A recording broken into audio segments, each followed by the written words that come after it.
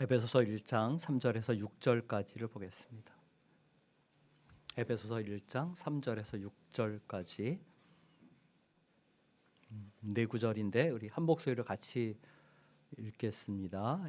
찬송하리로다 하나님 곧 우리 주 예수 그리스도의 아버지께서 그리스도 안에서 하늘에 속한 모든 신령한 복을 우리에게 주시되 곧 창세전에 그리스도 안에서 우리를 택하사 우리로 사랑 안에서 그 앞에 거룩하고 흠이 없게 하시려고 그 기쁘신 뜻대로 우리를 예정하사 예수 그리스도로 말미암아 자기의 아들들이 되게 하셨으니 이는 그가 사랑하시는 자 안에서 우리에게 거저 주시는 바 그의 은혜의 영광을 찬송하게 하려는 것이라. 아멘.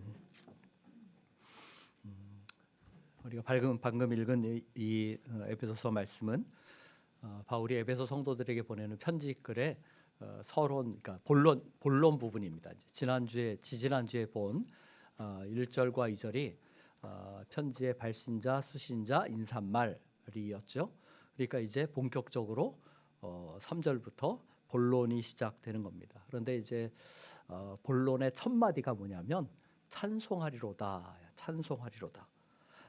이 부분은 그 개혁 성경이 한글 개혁 개정 성경이 다른 번역본보다 번역을 잘한 것 같아요. 새 번역이나 바른 성경을 보면 이 찬송하자 하는 말이 문장의 끝에 나와요. 그런데 원래 헬라어 성경 자체도 하나님께 하나님을 찬양합시다 하는 말이 이 3절의 맨 첫머리에 나오는 겁니다. 그러니까 바울은 에베소 성도들에게 편지의 본론을 시작하면서 하나님을 찬양합시다, 하나님께 찬양을이라는 가슴 벅찬 일성을 내뱉고 그 찬양받으실 하나님이 어떤 분이신가, 그 찬양받으실 하나님이 우리에게 어떤 일을 행하셨는가, 그거를 이어서 쭉 서술을 하는 것입니다.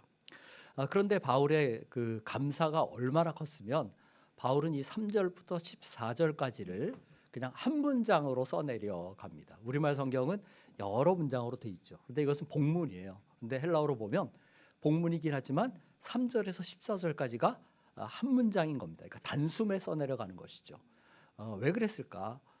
그가 하나님의 은혜를 생각하고 하나님 베푸신 구원을 생각하니까 그 감사와 감격이 넘친 것이죠. 그래서 일필휘지로 이것을 정말 그냥 한숨에 써내려가는 것입니다. 그러니까 마침표를 찍을 겨를도 없었다, 이렇게 생각할 수 있겠죠.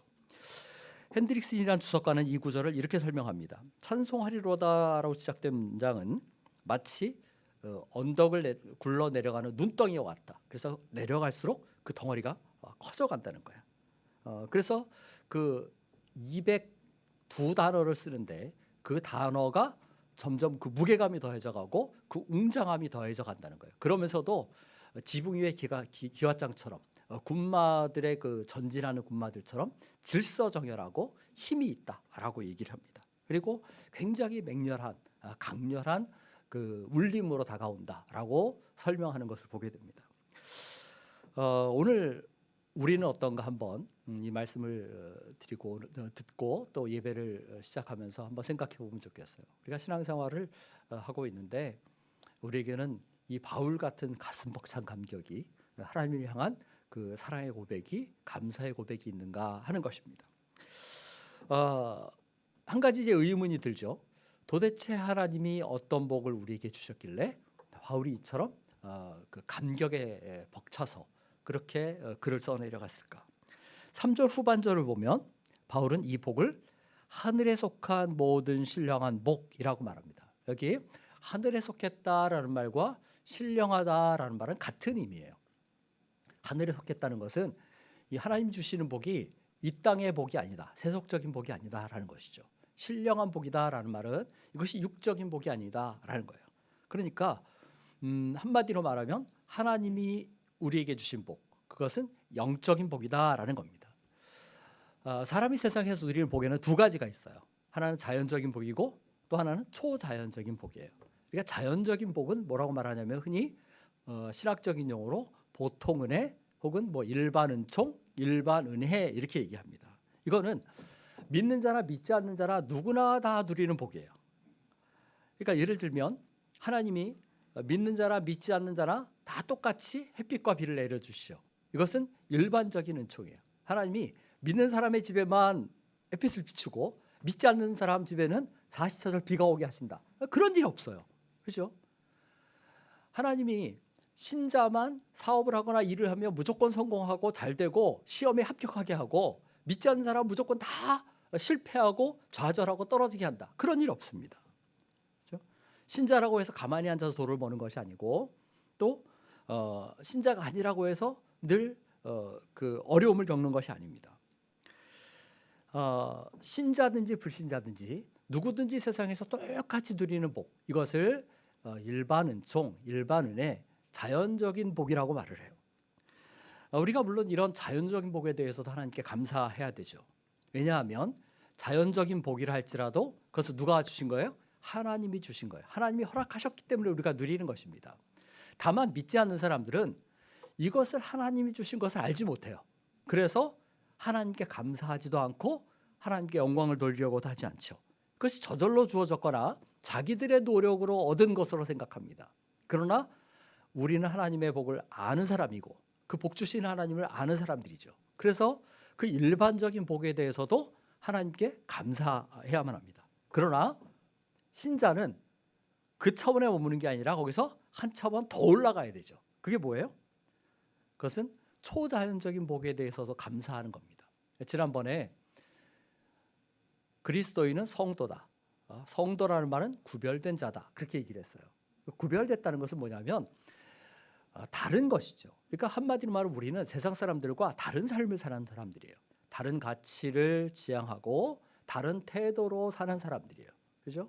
또 우리는 그들과 다른 차원의 삶을 사는 사람들이에요. 그렇다면 우리가 육신적인 차원에만 머무르지 않고 한 차원 더 올라간 영적인 차원의 삶을 누리고 바라보며 살아야 되죠.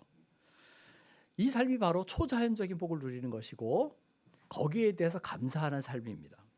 오늘 본문을 보면 바울은 자신의 건강을 인해서 감사하지 않습니다.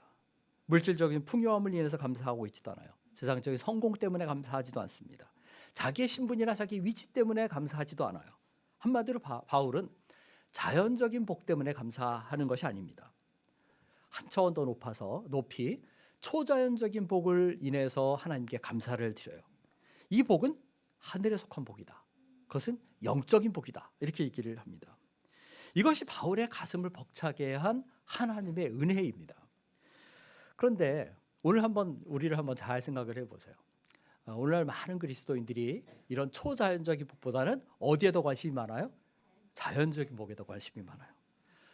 우리가 예수 그리스도를 통한 하나님의 구원이나 사죄의 은총이나 말씀을 깨닫게 하신 은혜, 그리스도를 닮은 그 성숙, 그것 때문에 하나님께 감사하기보다 많은 경우 우리는 내 건강 때문에, 내가 얻은 물질 때문에, 혹은 일반적인 세상의 성공 때문에 감사합니다. 아까 말한 것처럼 물론 그것도 감사해야 되죠. 그러나 더 본질적인 감사는 뭐예요? 초자연적인 복을 인한 감사예요. 이것이 차원이 다른 삶을 사는 사람들의 모습입니다. 신령한 차원의 기독교의 복을 육적인 차원으로 끌어내리는 것은 바로 기복주의다라고 할 수 있어요. 우리는 세상 사람들과 차원이 다른 삶을 사는 사람들이죠. 그렇다면 우리의 감사도 수준이 달라져야만 합니다. 하나님이 허락하신 자연적인 복에 대해서도 당연히 감사해야 되지만 영적인 복을 인해서 늘 감사가 저에게 있기를 간절히 바랍니다. 자, 하나님이 신령한 복을 주셨어요. 그런데 그 복을 모든 복을 주셨다. 온갖 복을 주셨다. 그렇게 말합니다. 그런데 그 하나님이 주신 복이 구체적으로 무엇이냐? 4절, 5절에 이렇게 얘기합니다. 고창세전에 그리스도 안에서 우리를 택하사 우리로 사랑 안에서 그 앞에 거룩하고 흠이 없게 하시려고 그 기쁘신 뜻대로 우리를 예정하사 예수 그리스도로 말미암아 자기의 아들들이 되게 하셨으니 이렇게 얘기해요. 이 두 구절에서 하나님이 허락하신 복을 요약하는 세 가지 표현이 있어요. 첫 번째는 뭐냐면 4절의 선택입니다. 그리고 5절 전반절에 예정이에요. 그리고 5절 후반절에 아들들이 되게 하셨다. 이렇게. 그러니까 하나님이 주신 복은, 영적인 복은 한마디로 바울이 세 가지로 요약하는데 하나는 선택이고 하나는 예정이고 하나는 양자됩니다. 아들 삼으신 것이다. 이렇게 얘기할 수 있어요. 먼저 하나님 우리를 선택하셨죠. 이걸 뽑으셨다는 거예요. 누가 선택을 받았다, 뽑았다라는 거, 뽑혔다는 것은 특권이죠. 어저께 그 안타깝게도 국가수사본부장으로 임명된 분이 하루 만에 아들의 학폭 문제 때문에 사퇴를 했고 임명이 철회됐습니다. 어느 정부에서는 종종 이런 일이 있는 것을 보면 참 저는 가끔 의문이 들어요. 어떻게 저런 위험을 감수하면서까지 저 자리에 나설까라는 생각이 듭니다. 물론 그런 문제가 자신에게는 발목을 잡을 문제가 없을 것이라고 생각하고 뭐 장관직이든 무슨 어떤 공직에 이렇게 지명을 받았을 때 기꺼이 응하는 것이겠죠. 근데 한편 생각해 보면 이런 생각이 들어요. 그런 위험을 감수하면서까지라도 부름을 받는 것, 그것이 그들에게는 영광이고 자랑이고 특권인 거예요. 그죠? 한 나라의 지도자나 세상의 단체의 장으로부터 선택을 받는 것도 정말 크고 놀라운 일인데, 우리는 온 세상의 주권자이고 만물의 왕이신 하나님의 선택을 받았죠. 그럼 우리가 받은 선택이 얼마나 크고 놀랍고 영광스러운 것인가 하는 것입니다. 우리가 하나님 백성됨이나 예수 믿는 것은 그냥 어쩌다가 된 일이 아니에요. 오다 가다 우연히 일어난 일이 아닙니다. 그것은 하나님의 선택에 의해 된 것입니다. 그렇다면 우리가 우리의 구원을 기뻐하고 자랑하고 영광스럽게 생각해야 되죠. 제가 예전에 고롱 신우회를 한 7년 동안 예배를 인도한 적이 있었어요. 매 주마다 과천까지 짧은 시간 잠깐 예배를 인도하기 위해서 다녔던 적이 있는데, 신우회 가 보면 어느 날 신우회 새로운 사람이 옵니다. 그러면 사람들이 깜짝 놀라요. 너도 예수 믿었어? 너도 교회 다녔어? 이렇게 되는 거죠. 한 사무실에 있고 한 부서에 있는데도 서로 예수 믿는 사람인 걸 모르는 거예요. 그건 뭐예요? 어떤 때는 자신이 그리스도인이라는 정체성을 세상 속에서 드러내지 않고 감추며 사는 것입니다. 일부러 광고를 안 하더라도 내가 그리스도인이라는 걸 때로는 은폐하는 것이죠. 왜 그럴까? 내가 구원받은 것, 하나님 백성됨을 부끄럽게 생각하는 면이 어떤 면에서 있는 것입니다. 그러나 하나님이 나를 선택하셨고 내가 이 놀라운 구원을 받았다면 내가 하나님 백성이다라는 것을 우리가 특권으로 여기고 자랑으로 여겨야 되죠. 자, 5절 전반절을 보세요. 선택을 얘기하고 그다음 뭘 얘기해요? 예정을 얘기합니다. 이게 그 선택은 하나님의 예정은 그 선택에 대한 하나님의 계획이에요. 그러니까 예정은 구원에 대한 계획이라면 선택은 구원의 실행이다. 그렇게 얘기할 수 있어요. 그러니까 하나님이 우리를 선택하신 일은 그장된 것이 아니라 하나님의 계획하심에 되었다. 그러니까 신중한 고려를 통해서 그렇게 되신 것이죠. 그래서 그만큼 우리가 구원을 귀하게 생각해야 한다는 것입니다. 근데 5절 후반절을 보면 이제는 우리를 아들들이 되게 하셨다. 그렇게 얘기를 해요. 이 아들들이 되게 하셨다는 것은 선택의 결과입니다. 그러니까 예정은 계획이고 선택은 계획의 실행이고 그다음에 양자가 되고 자녀가 된 것은 선택의 결과다. 이렇게 설명할 수 있어요. 로마 사회에서는 양자를 드리는 것이 일반적이었죠. 그런데 어떤 사람이 어느 가문에 누군가의 아들이 되고 양자가 되면 어떤 변화가 일어나요? 새로운 가족 관계가 형성이 됩니다. 그죠? 그리고 새로운 이름을 받아요. 그리고 그 안에서 새로운 특권을 누려요. 우리가 하나님의 자녀가 된 것도 똑같습니다. 하나님이 우리를 자녀 삼으시는 그 순간에 우리는 어떻게 돼요? 새로운 가족 관계에 들어가게 됩니다. 하나님의 가족에 속하죠. 그래서 그리스도 안에서 하나님 안에서 우리가 한 형제 한 자매가 되는 것입니다. 그 다음에 우리는 새로운 이름을 받아요. 그렇죠? 어떤 이름 받았어요? 보통 가톨릭에서는 영세명을 주죠. 그죠? 그래서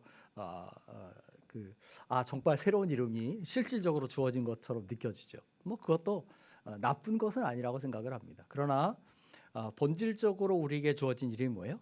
그리스도인, 그리스도의 사람이라는 거예요. 하나님의 자녀, 하나님의 백성이라는 이름이죠. 그러니까 새 이름을 받았어요. 근데 이름만 새로워진 것이 아니라 거기에 따른 새로운 특권을 누려요. 그게 뭐예요? 하나님 나라의 상속자가 되었다 하는 겁니다. 아들은 아들이 되면 부모의 유산을 물려받게 돼 있어요. 근데 우리도 아버지이신 하나님의 유산을 물려받아요. 근데 그것이 뭐예요? 하나님 나라라는 것입니다. 자, 우리가 누리는 이 관계는 이 땅이 그 세상이 없어지고 나면 소멸할 관계가 아닙니다. 우리가 만난 것은 어쩌다가 세상에서 만났고 사라질 연분, 그런 것이 아니에요. 이것은 육적인 관계나 생명을 넘어서 영원토록 지속될 관계입니다. 그러니까 여기 있는 사람들은 뭐예요? 여기서만 보고 끝날 사람들이 아니고 영원히 천국에서도 얼굴을 볼 사람들이에요. 그러니까 얼마나 더 귀하게 생각해야 하겠습니까? 또 우리가 상속받는 것은 썩어지고 없어질 이 땅의 유산이 아닙니다. 그것은 영원토록 쇠하지 않는, 변하지 않는 하나님 나라예요. 이것은 어떤 세상의 복과도 비교할 수 없는 것이죠. 이걸 생각하니까 바울의 마음에 감격이 벅차오른 것이죠. 그래서 그러니까 202단어를 그냥 단숨에 한 문장으로 그렇게 써내려가는 것입니다. 더구나 이 하나님의 그 선택과 예정, 이것은 창세전에 된 것이라고 바울은 얘기를 해요. 이건 영원전에 되었다 하는 것입니다. 그러니까 세상을 창조하시기도 전에 되었어요. 그러니까 하나님이 우리에게 베푸시는 복의 실현은 언제 이루어져요? 내가 예수를 영접할 때, 오늘 이 시간에 이루어져요. 그런데 그 복의 이미 그 결정과 구체적인 계획은 영원전에 이루어진 것이다 라는 겁니다. 이걸 생각하면 하나님의 사랑과 은혜의 깊이를 생각하게 돼요. 그러니까 보세요. 온갖 모든 신령한 복을 주셨다는 건 뭐예요? 양적인 측면에서 하나님의 은혜를 설명하는 거예요. 하나님의 복이 모든 것을 다 주실 만큼, 아우를 만큼 풍성하다는 겁니다. 이건 질량적인, 물량적인 면에서의 복이에요. 그런데 이 하나님의 복을 시간적인 면에서 그 풍성함을 얘기하는 건 뭐예요? 창세전에, 영원부터라는 겁니다. 그러니까 시간으로 보나 질량으로 보나 하나님의 복은 정말 무궁무진한 거예요. 우리가 찬양하는 것처럼 정말 은혜가 풍성한 하나님이라고 말할 수 있어요. 오늘 찬송가 304장을 불렀는데 이 하나님의 사랑, 하나님의 은혜는 정말 바다를 먹물 삼고 하늘을 두루마리 삼아도 다 기록할 수 없다. 그렇게 말할 수밖에 없습니다. 누구라도 이 사랑에 감격하지 않을 수 없어요. 이걸 깨달으면 오늘 우리는 어떠한가 다시 한번 돌아보기를 바랍니다. 정말 벅찬 마음으로 하나님의 은혜를 찬양하고 감사함이 나에게 있는가 하는 것이죠.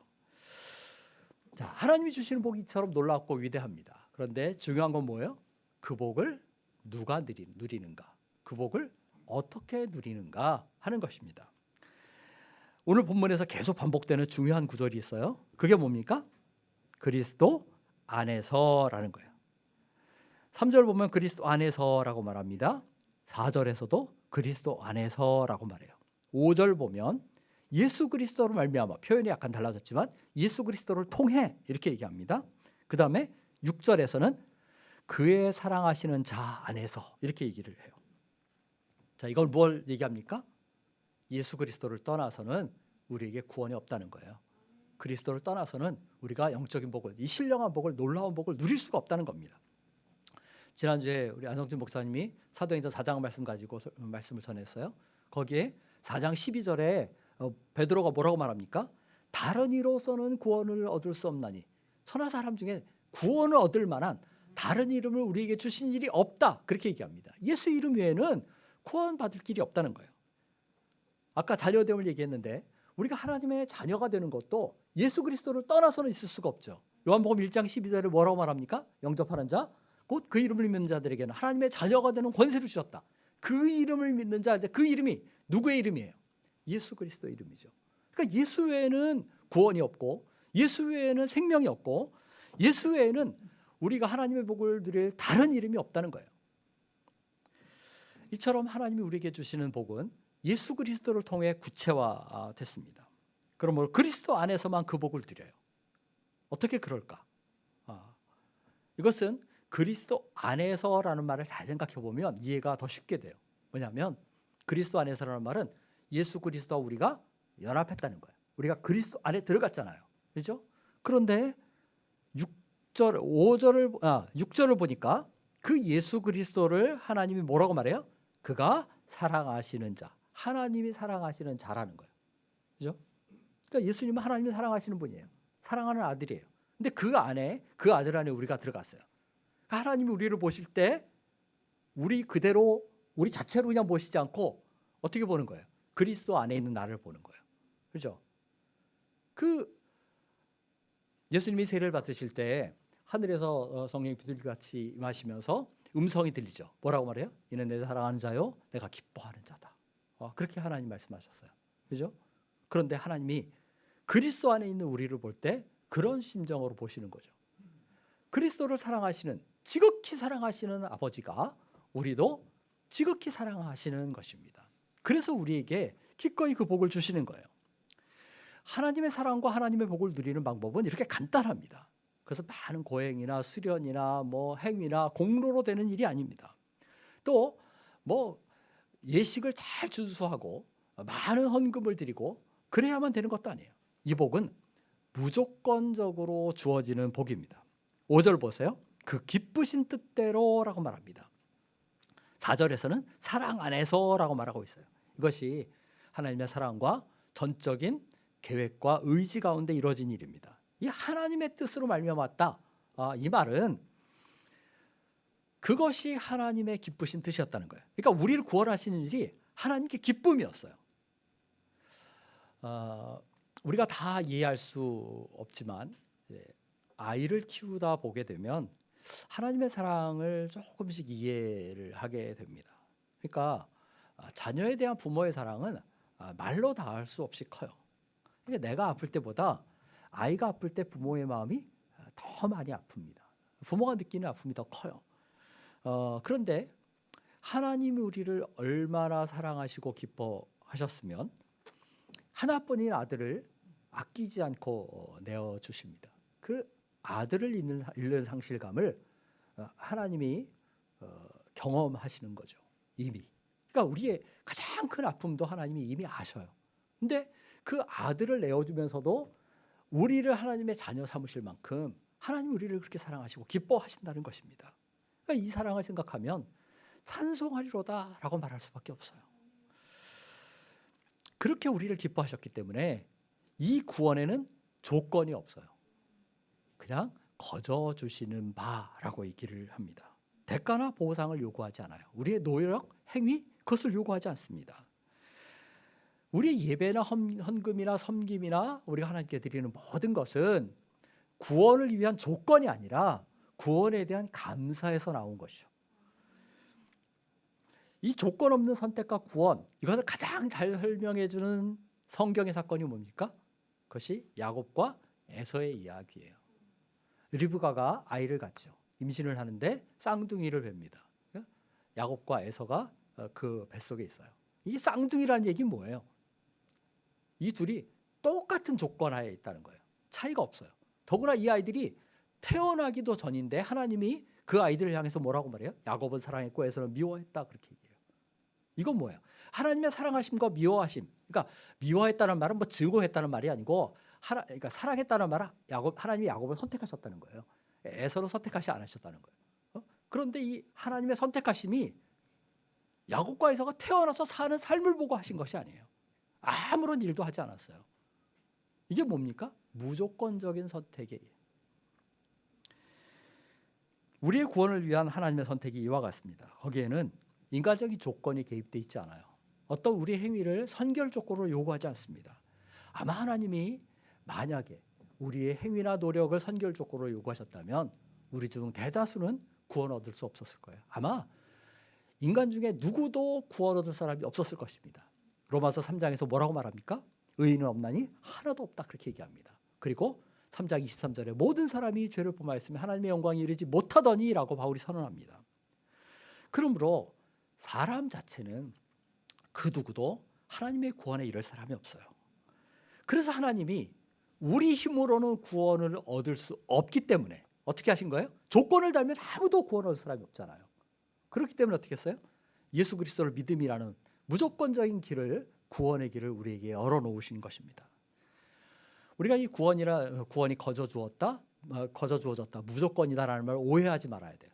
세상에서는 거저라고 말하면 어떻게 해요? 싸다고 생각을 해요. 하나님이 우리를 거저 구원하셨다 이렇게 얘기하면 이것이 값싼 구원이라고 오해하는 사람들이 혹시 있을 수 있어요. 그러나 너무 귀중하기 때문에 값을 주고는 아무도 살 수가 없었어요. 그게 그 하나님의 구원이 너무 비싼 거기 때문에 우리에게 값을 치르라고 하면 내가 값을 치를 수가 없어요. 그러니까 아무도 구원 얻을 수 없죠. 세상에서 사실은 정말 소중한 것은 오히려 값이 없습니다. 흔히 우리가 공기나 햇빛은 돈을 주고 살 수 없다 그렇게 얘기하잖아요. 그죠? 또 사랑과 우정도 돈을 주고 살 수 없어요. 부모나 자식도 돈을 주고 살 수 없어요. 세상에서 정말 소중한 것은 값이 없는 거예요. 하나님의 구원도 마찬가지입니다. 우주를 주고도 못 바꿀 그 복된 구원을 하나님이 우리에게 허락하신 것입니다. 무엇 때문에 그러셨을까? 하나님이 우리를 이렇게 구원하신 이유가 무엇일까? 그 구원의 목적이 무엇일까? 두 가지로 얘기할 수 있는데 우리를 향한 목적과 하나님을 향한 목적입니다. 그것이 4절에는 우리를 향한 목적이 나오고 6절에는 하나님을 향한 목적이 나와요. 4절에 이렇게 얘기합니다. 우리로 사랑 안에서 그 앞에 거룩하고 흠이 없게 하시려고 라고 말해요. 거룩하고 흠이 없게라는 말은 같은 의미의 말을 반복한 겁니다. 거룩하다는 말과 흠이 없다는 말은 같은 말이에요. 근데 흠이 없다는 말은 구약에서 제사장이 제사를 드릴 때 그 제물이 아무런 흠결이 없는 것 그것을 가리킬 때 쓰이는 말이에요. 그러니까 하나님이 받으시기에 전혀 모자람이 없게 하시려고 우리를 선택하셨다는 겁니다. 그러니까 하나님의 거룩함이 하나님이 우리를 거룩하게 하시는 것 영적으로 그러니까 쉽게 말하면 영적으로 성숙하는 것 성화 이것이 하나님의 계획이라는 거예요. 목적이라는 거죠. 그래서 이 땅의 거룩함이 자라가다가 마지막 날 그리스도가 오시는 날 그와 같은 형상으로 변하게 되면 그걸 뭐라고 말해요? 영화라고 말합니다. 그것이 하나님의 궁극적인 구원의 목적이에요. 자, 그러면 그 영화를 위해서 오늘 거룩하다고 구별하시고 우리를 부르신 하나님의 구원을 생각하면 우리가 어떻게 살아야 돼요? 구원받은 것으로 만족하지 않고 그 거룩함에 있어서 날마다 자라가는 삶을 살아야 돼요. 그것이 하나님의 목적이기 때문에 동시에 우리를 향한 하나님 목적만 있는 것이 아니라 하나님이 우리를 부르신 하나님을 향한 목적이 있어요. 그게 6절인데 뭐라고 말합니까? 그의 은혜의 영광을 찬송하게 하려는 것이라 그렇게 얘기합니다. 한마디로 하나님을 찬양하는 것이죠. 하나님께 영광을 돌리는 것입니다. 실제로 이 3절부터 14절까지에는 이 찬송하리로다라는 단락으로 시작해서 3번 똑같은 내용이 반복이 되는 걸 봐요. 6절과 12절과 14절에 6절에서 그의 은혜의 영광을 찬송하게 하려는 것이라 라고 얘기합니다. 12절에서 우리가 그의 영광의 찬송이 되게 하려 하심이라 그렇게 얘기해요. 14절에서 그의 영광을 찬송하게 하려는 것이라 이렇게 얘기합니다. 그러니까 6절, 12절, 14절에 있는 이 구절은 마치 후렴구 같아요. 그래서 이 구절을 중심으로 3절부터 14절까지의 말씀이 세 단락으로 나눠요. 1절, 2절, 3절이 있는 찬양 같아요. 그래서 1절인 3절, 오늘 본문 3절에서 6절은 뭘 얘기해요? 성부 하나님의 구원을 얘기를 합니다. 그 다음에 7절에서 12절은 2절인데 이 찬양의 2절에서는 예수 그리스도가 행하신 구속을 얘기를 합니다. 그리고 마지막 3절, 13절과 14절에서는 성령님의 사역을 이야기를 합니다.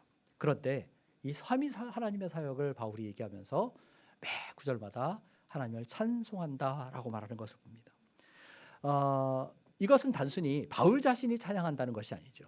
그 편지를 읽고 있는 에베소 성도들에게 너희도 하나님의 은혜를 찬양하라 라고 얘기하는 거예요.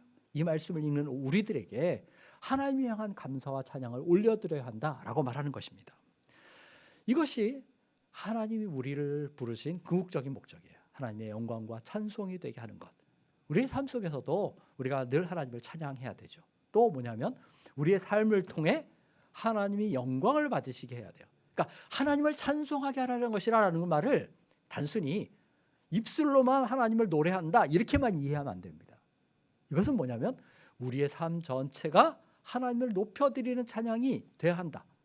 우리의 삶으로 우리가 흔히 얘기하는 것처럼 우리의 삶으로 하나님께 영광을 돌리는 것 그것을 얘기하는 거예요. 이것이 성도 개인과 공동체를 향한 하나님의 목적이에요. 우리가 세상에서 아무리 위대한 일을 이룰지라도 구원받은 그리스도인이 영광이 하나님께 돌아가게 하지 않는다면 그것은 의미가 없는 일입니다. 하나님 기뻐하시지 않는 일이에요.